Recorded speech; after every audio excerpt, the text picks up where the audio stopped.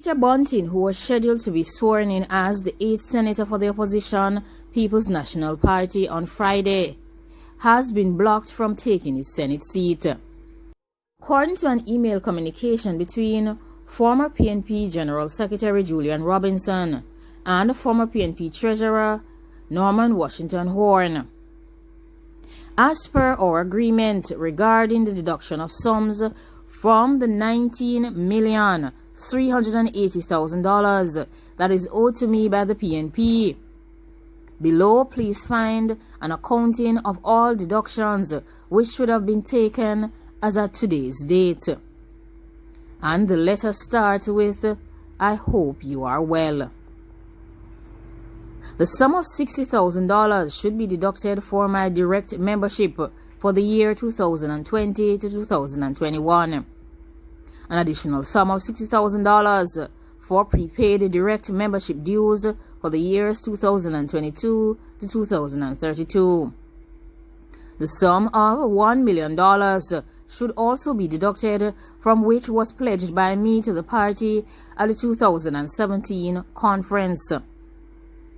The sum of $149,760 for group dues as per the email correspondence that was sent to you on Thursday, October 1, 2020. The sum of $486,894 for group dues as per the email correspondence that was sent to you on October 2, 2020. A further sum of approximately $7,677,346 should be deducted from the current balance as a personal contribution to the PNP from me, thereby leaving a balance owing of $10 million. Kindly confirm in writing that all of the above amounts have been deducted and actioned. Best regards, Norman Horne, CDJP. This is the email correspondence between Julian Robinson and Norman Washington Horne, outlining amounts to be deducted from $19.38 million, which leaves the PNP owing Horne $10 million. Opposition party is currently in a dilemma. They are going through turmoil. Are they going to find $10 million to give to Norman Horne, as he has not even given up his Phillips nomination to the Senate, and he may be holding on to the seat in an effort to get his payment. Mark Golding's decision to have Peter Bunting sit in the Senate now clearly lies in the court of Norman Horne. If Norman Horne is unwilling to step aside from his Senate nomination, then Peter Bunting will not be able to be nominated as the 8th senator. Whilst Golding is asking for Norman Horne to willingly do the correct thing and issue his withdrawal of his nomination from the Senate post that he was appointed to by Dr. Peter Phillips and the Governor General, it seems like Horne will not be relenting anytime soon unless he gets his $10 million. So it seems like Bunting and Mr. Golding will have to find that $10 million and pass it over to Norman Horne on behalf of the People's National Party. Nothing short of drama in the Senate, as the former Member of Parliament for Manchester Central, Peter Bunting, was scheduled to be sworn in as a senator on Friday, following a major announcement on Wednesday by Mark Golding that, based on a recommendation he would have made to Sir Patrick Allen, who is the Governor General of Jamaica, he would secure Peter Bunting's appointment as the 8th senator. Mark Golding also made another bold announcement that Peter Bunting would take over the role of leader of opposition business. However, whilst Mark Golding managed to retain his seat in St. Andrew South, Bunting lost his seat in the September 3rd general elections, and this of course led to the end of Peter Bunting's 4 terms as Member of Parliament in Manchester Central.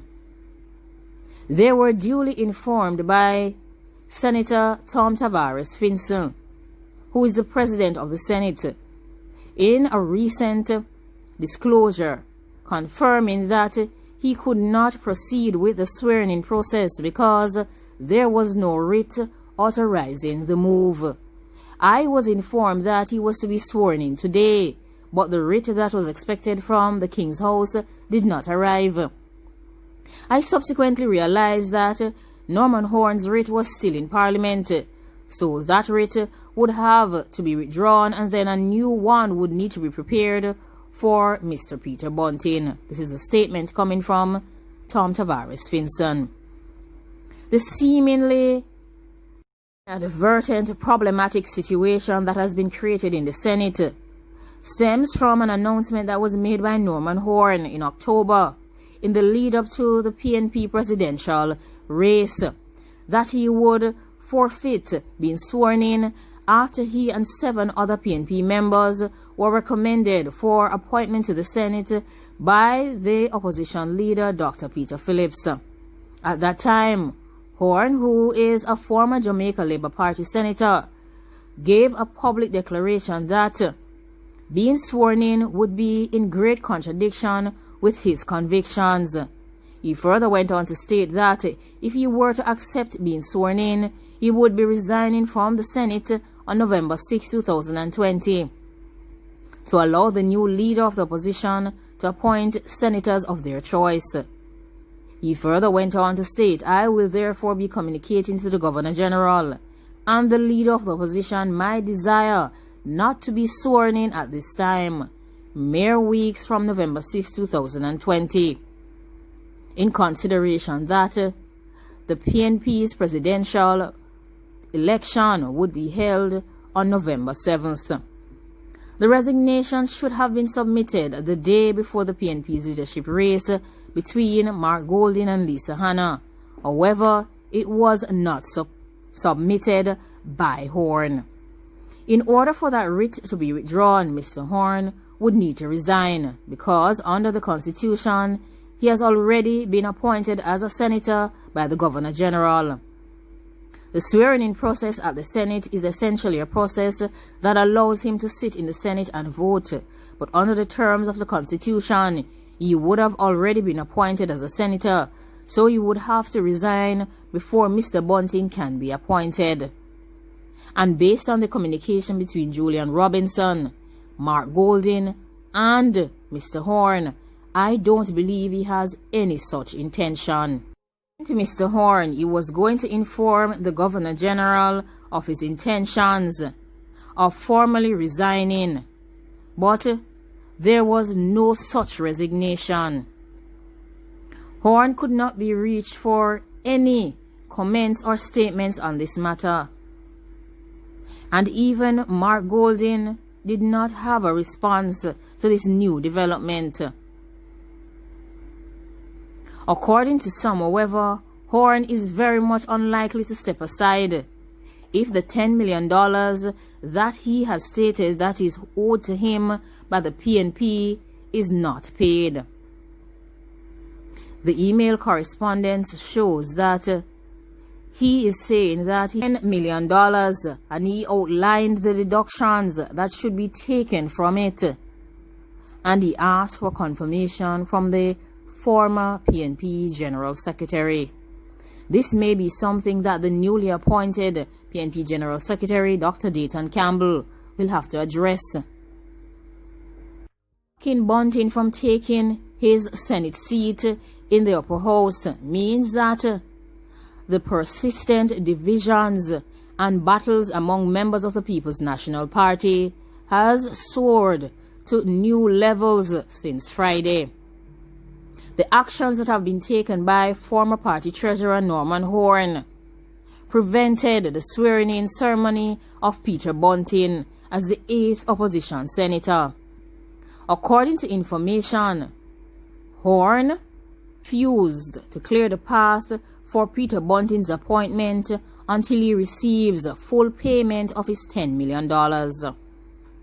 The development was quite an astonishing one, as in October, this very same former PNP treasurer and Jamaica Labour Party senator declined to be sworn in as a senator, and he recommended that he would submit his formal resignation to the Governor General so as to allow the new president of the PNP to choose their own senators. He was appointed by Dr. Peter Phillips.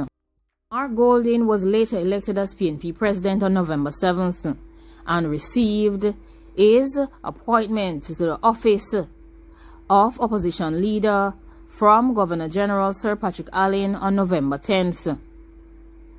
Everyone expected that Norman Horne would have honored his word that he was going to submit his formal resignation to the Governor General.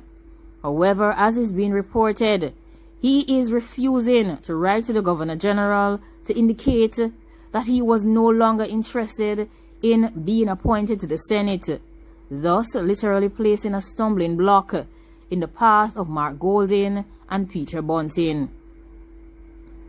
If Horne does not inform Sir Patrick Allen in writing to facilitate the withdrawal of the writ bearing his name, Peter Bunting, the former Manchester Central Member of Parliament, cannot legally be appointed to the Senate. According to information, Horne is refusing to clear the path for Bunting's appointment until the PNP gives him his $10 million, which they allegedly owes him. While this drama is afflicting more pain and turmoil on the PNP in the public's eye, a letter which was addressed to Julian Robinson and came from Norman Horne would shed some information on the reason for Horne's refusal to follow through on his first commitment. The letter clearly outlines all that is owed to Norman Horne and the deductions that should be made by the PNP Secretariat. Both opposition and government senators appeared very surprised on Friday morning when they were made aware that Bunting would not be taking his seat in the Senate.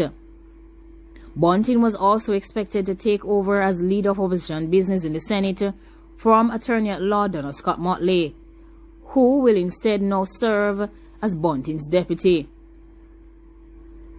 Senate President Tom Tavares Finson has said that he was informed by the Clerk of the House on Friday that the relevant writ from the Governor General, which would have facilitated the swearing-in of Mr. Peter Bunting, was not received by Parliament.